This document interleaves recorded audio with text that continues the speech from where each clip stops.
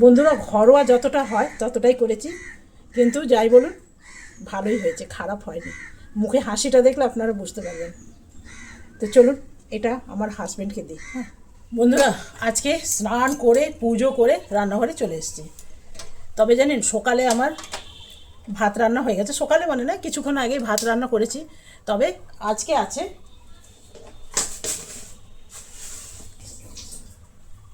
Mutton, খুবই অল্প, আমাদের দুইজনকার জন্য হয়ে যাবে, হাজব্যান্ড ওয়াইফের জন্যে। ছেলেরা তো বাইরেই থাকে, তো সেই জন্য এটা আমাদের কাছে এনাফ অনেকটাই। তো আমার হাজব্যান্ডের শখ গেছে কি বলুন তো, বাসন্তী পোলাও খাবে। তো ভাত তো হয়েই গেছে, তো সেই জন্য ভাবলাম কি আমার হাজব্যান্ডের জন্য অল্প করে একটু বানিয়ে দিই। আর এইখানে আছে মাংস। তো মাংসটা একটুখানি খুব মশলা টশলা দিয়ে তো পছন্দ করে না, তো অল্প স্বল্প মশলা দিয়ে বানিয়ে দিচ্ছি। তো ভাবলাম আপনাদেরও সাথে নিয়ে নিই। এখানে নিয়ে নিলাম বাটি। আর আমার হাজব্যান্ড কি জানেন তো, যাই বলুন, একটু মিষ্টি মিষ্টি পছন্দ করে। সব জিনিসে, তরকারিও মিষ্টি পছন্দ করবে, মাংসতে বিনা ঝাল পছন্দ করবে। বলুন তো আপনার কতটা ভালো লাগে। আমি পছন্দ করি খুব ঝাল, আর আমার হাজব্যান্ড পছন্দ করে বিনা ঝাল, মানে একদম জিরো জিরো মানে জানেন। এই যে এই এক বাটি বসালেই আমার মনে হয় আমার হাজব্যান্ডের হয়ে যাবে। আমার জন্য ভাত আছে, এতগুলো ভাত করেছি, নষ্ট করব? তো একজনের খেলে তবু একজনের থেকে যাবে। তো রাত্রেবেলায় একটু ভাত ভাজা করে দেবো।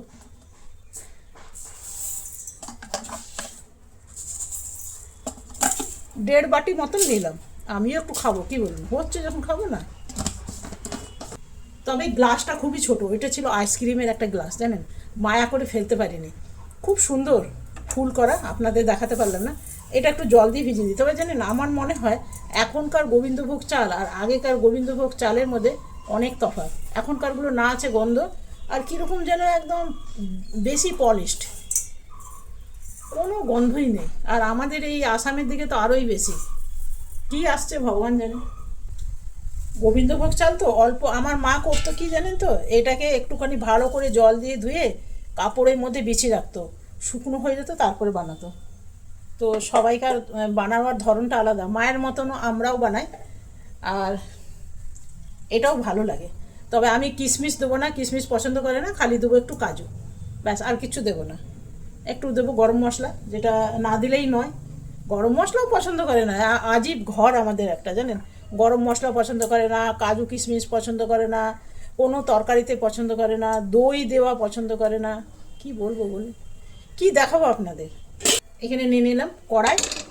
আর মাংসর যা বেসিক মশলা, ধনে জিরে আদা শুকনো লঙ্কা, বাঙালির ঘরে যেটা যায় সেটাই।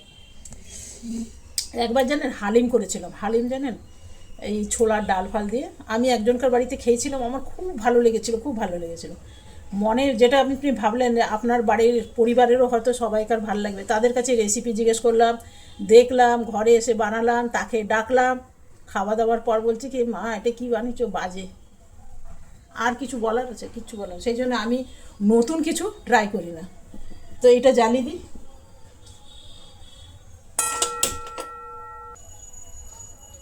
দেবো এই আলুগুলো, গুলি আলু। এগুলো দেখতে হলে হবে কি, এগুলো হলো এক একটা অ্যাটম বোম। এটা একদম মিষ্টি নেই, জানেন, একদম মিষ্টি নেই। আর মাংসর সাথেও সেদ্ধ করে দেবেন না, গলবে না, কিন্তু খাবে যখন, তখন মনে হবে রসগোল্লা, এতটাই নরম। আমাদের এদিকে পাওয়া যায়, সিঙ্গিমারি বলে একটা জায়গা আছে হাজোর কাছে, ওইখানে। তো চলুন এগুলো আগে কেটে নিই, কেটে নিয়ে ফিরে আসছি। নিয়ে চলে এলাম আমার সম্পত্তি, এগুলো ফ্রিজে থাকে, মশলা, সব বাটা মশলা, জানেন। ছোট ছোট আলু তো, এই জন্যে দুটো দুটো করে দিলাম, দেখছেন সাইজে কত ছোট ছোট। কড়াইটা গরম হয়ে গেছে, কড়াইটা আস্তে করে গেছিলাম, এখন বেশি গ্যাসের খরচা করা যাচ্ছে না। এখানে দেখুন রসুন বাটা আছে, রসুন আর আদা। এইখানে আছে শুকনো লঙ্কা, ধনে জিরে, অল্প আদা, আর আছে মৌরি, সব একসাথে পিষে রেখে দিয়েছি। এটা আছে পেঁয়াজ বাটা। দিয়ে দেবো তেল। প্রথমেই দেবো খুব সামান্য চিনি। দেখুন চিনি দেওয়ার কারণ কি সুন্দর লাল লাল হয়ে যাচ্ছে। এটা বেশি জ্বলানো যাবে না, তাহলে একটা গন্ধ করবে। এরপরে দিয়ে দেবো পেঁয়াজ, জিরে আদা বাটা, রসুন বাটা। এরপরে খুব ভালো করে ভেজে নিতে হবে। এরপরে কিছু ড্রাই মশলা আমি দিয়ে দেবো।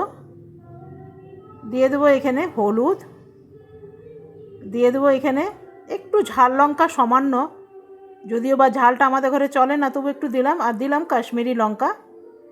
আর এটা দিলাম আমার বাড়ির বানানো গরম মশলা। এর মধ্যে সব রকম গরম মশলা, সব রকম মশলা আছে, আছে অল্প ধনেও আছে, জিরে আছে, আর সব রকম গরম মশলা আছে।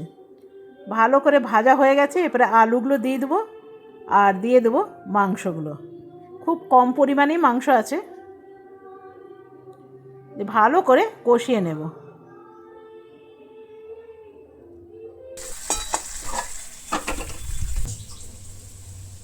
এইদিকে করে নেব বাসন্তী পোলাও। একটু ঘি,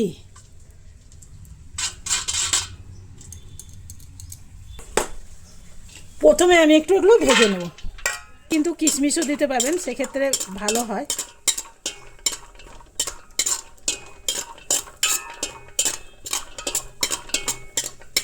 ভাজা হয়ে গেছে দেখুন, লাল লাল করে। এরপরে আমি উঠিয়ে নেব।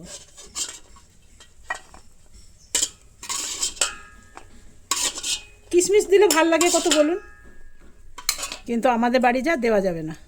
এখানে দিয়ে দিলাম গরম মশলা। এরপরে চালগুলো দিয়ে দেবো। তবে বাসন্তী পোলাও না, তবে নানা মানুষ নানা রকমভাবে করে, তবে যেমনভাবেই করুক আমার ভীষণ ভালো লাগে। খেতে কিন্তু একই রকম হয়, যেমনভাবেই করুন। আর এখানে দিয়ে দেবো একটু নুন, চিনিটা একটু পরে দেবো। দিলাম সামান্য হলুদ। হলুদটা আমি ভেজে দিয়েও দেখেছি, আবার মাখি দিয়েও দেখেছি, টেস্ট কিন্তু একই লাগে, সেই জন্য উপর থেকেই দিলাম। খুব বেশি আমি হলুদ দিলাম না, তবে দেখে মনে হচ্ছে না হলুদ হয়নি, ভাতটা হবার পর দেখবেন একদম হলুদ হয়ে গেছে। আগে আগে আমি বুঝতাম না, বেশি করেই দিয়ে দিতাম। এরপরে দিলাম গরম জল। যতটা চাল আছে তার ডবল কিন্তু জল নিয়েছি। আমি আন্দাজেই দিলাম, কেন কি আমার এখন আন্দাজ হয়ে গেছে। আপনারা যদি আন্দাজ না হয় তাহলে মেপে দিতে পারেন। এরপরে আমি কাজুগুলো দিয়ে দেবো। দিয়ে দিলাম চিনি। এরপরে দিয়ে দেবো লঙ্কার গন্ধটা ভীষণ ভালো লাগে, সেই জন্য আমি গোটাই দিলাম। এটা একটু নেড়ে দিলাম আর দিয়ে দেবো একখানা কভার। বন্ধুরা, এটা অনেকক্ষণ ধরে কষানো হচ্ছে। এরপরে দিয়ে দেবো কুকারে। অনেকক্ষণ ধরে কষানো হচ্ছে।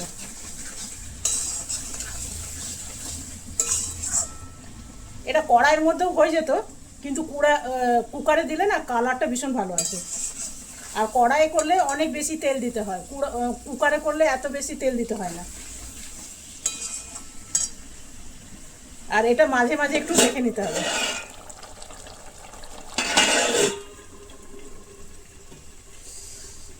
গরম কাঁসা পেতলের জিনিস এত বেশি গরম হয়ে যায়।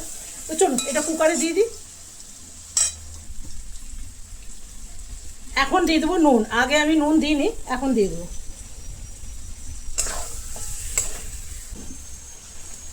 বন্ধুরা, আলুগুলো উঠিয়ে নিলাম।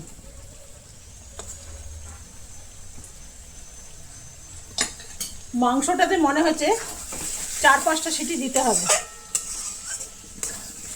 তো সেই জন্যে আলুগুলো 4-5টা সিটি দিলে গলে যেতে পারে, সাইজে ছোট ছোট তো।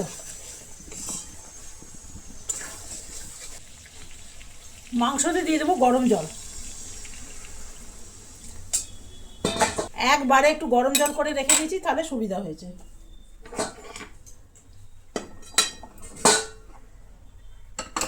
কুকারে দিয়ে দেবো। এখানে গুনে গুনে 4টে সিটি দেবো। আর আলুগুলো কিন্তু সেদ্ধ হয়ে গেছে, সেই জন্যই বার করে নিলাম। এই কুকারটা খুব ভালো, জানেন, দারুণ দারুণ। চলুন ততক্ষণ এটা দেখে নিই একটু। দেখবেন ভাত যখন টিপবেন না, ভেতরে যেন একটা দানার মতন না থাকে, সর্ষে দানার মতন যদি থাকে তাহলে একটু হতে দেবেন। এটা এর মধ্যে হয়ে যাবে, দিলেই হয়ে যাবে।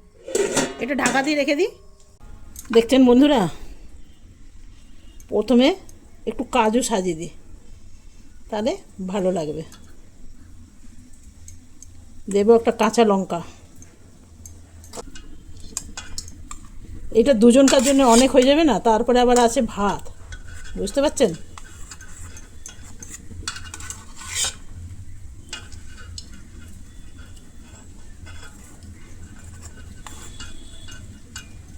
জানি না আমাদের এদিকে গোবিন্দভোগ চালগুলো কতটা ভালো। এটা সরিয়ে রাখি, এটা আপনাদের দেখাবার জন্য এনেছিলাম। আর বন্ধুরা, এই হলো আজকের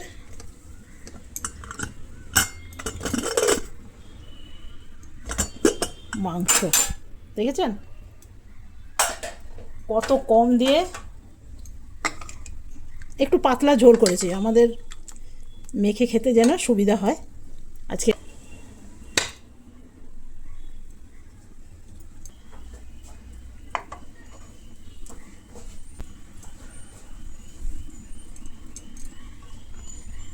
ঘরোয়া যতটা পারি বানিয়ে দিয়েছি, দেখেছেন।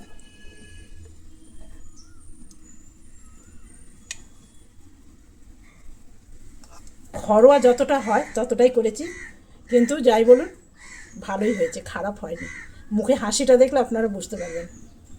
তো চলুন এটা আমার হাজব্যান্ডকে দিই। হ্যাঁ, তবে যদি একটা নালি থাকতো না, বেশ বাটির বাইরে বেরিয়ে থাকতো, তাহলে ফটোটা আরও ভালো আসতো। কেমন লাগলো বন্ধুরা অবশ্যই জানাবেন। ভালো লাগলে আপনারা এমনি শর্টকাট বানাতে পারবেন। তবে আমি কিশমিশ দিয়ে নিই, যে আমাদের বাড়িতে খুব একটা পছন্দ করেও না, দিলাম না, তবে আমার ভালো লাগে। আরেকদিন করবো কিশমিশ দিয়ে, ওদের দেবো না, উঠে উঠে রেখে দেবো। তো চলুন হাজব্যান্ডকে দিয়ে আসি। এই যে ঢাকা ঢাকা দাও, ঢাকা দাও, পোলাওটা ঢাকা দাও। এসব পেলে বেঁচে থাকার একটা মানে খুঁজে পাওয়া যায়, আর কিছু না। Thank you. চলুন খাওয়া শুরু করো। কমসে কম রোজই আমার খাওয়া আমি দেখাই, প্রায় দিনই। যেদিন মন ভালো থাকে না সেদিন দেখাই না, কিন্তু যেদিন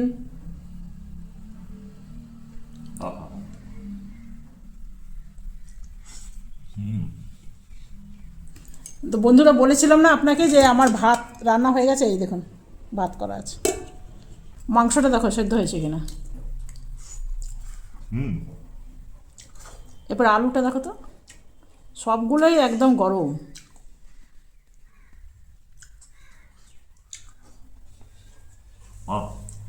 ঠিক আছে। তো বন্ধুরা কি হয়েছে ব্যাপারটা না, মাংসটা খুব গরম, আর এই গরম খেতে পারে না।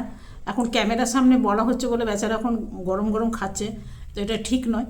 তো সেই জন্যে সময় দিলাম ঠান্ডা হবার, পাখাটা বন্ধ রেখেছি দেখতে পাচ্ছেন। তো খাবার সময় যদি একটা আওয়াজ আসে তাহলে, কথা বলার সময় যদি একটা আওয়াজ আসে তাহলে ভালো লাগে না। তো শর্টকাট বানালাম, একঘেয়ে রান্না রোজ রোজ ভালো লাগে না। খুবই অল্প মাটন দিয়ে আমি বানিয়েছি, মানে আমাদের দুজনকার জন্য।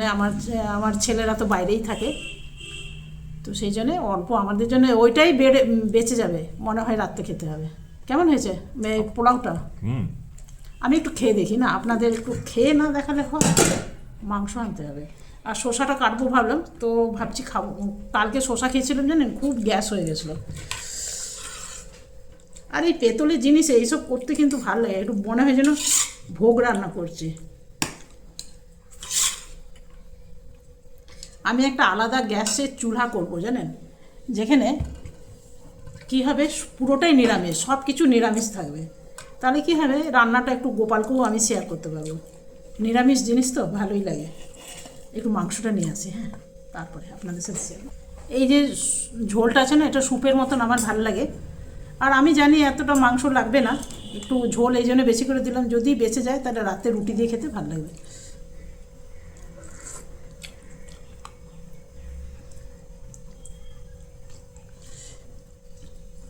নুনটা কি কম লাগছে? না, ঠিক আছে। কি জানি, আমার মনে হচ্ছে নুনটা যদি কম লাগে, একটু খেয়ে দেখি না। সকাল থেকে তোড়জোড়,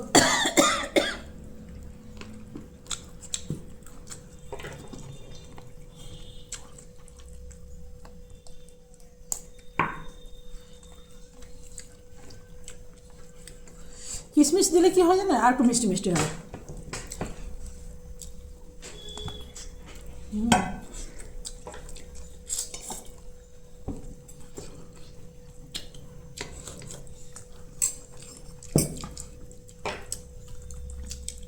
খুব একটা বেশি মিষ্টি করে নি, কারণ মাংস দিয়ে খাবো তো। এই পোলাওটা, বাসন্তী পোলাওটা সবাইকে নিজে পছন্দ। তোমার মিষ্টিটা কম লাগছে কি? অনেকেই না একটু বেশি মিষ্টি দিয়ে দেয়। আমি অনেকের বাড়িতে খেয়েছি। একটু পাহাড়ে চালাবো কে? চলো। ভীষণ মাংসটা করো। ধীরে ধীরে এসব জিনিস না হড়বড়িয়ে খাওয়া যায় না,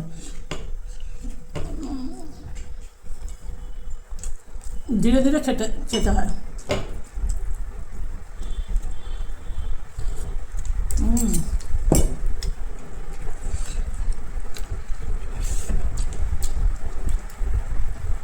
তবে কি জানেন তো, রান্নাঘরে যদি একজন থাকে না তাহলে রান্না করাটা অনেকটা সহজ হয়ে যায়। যেমন কেউ চালগুলো ধুয়ে দিল, কেউ একটু মশলাটা এগিয়ে দিল, কেউ কোনো জিনিসটা ধুয়ে একটু আমার কাজে লাগবে সেটা এগিয়ে দিল, অনেকটা ইজি হয়ে যায়। নিজে একা হাতে সব কিছু করতে গেলে বেশ দেরি হয়। তো চলুন বন্ধুরা, আজকে এখানেই শেষ করলাম। যদি ভালো লাগে একটা লাইক করবেন, সাবস্ক্রাইব করবেন, আর আমার পাশে থাকবেন। কমেন্ট বক্সটা আপনাদেরই, ভালো ভালো কমেন্ট করবেন। আর যদি ভালো লাগে বাকিদের সাথে শেয়ার করবেন। Bye bye.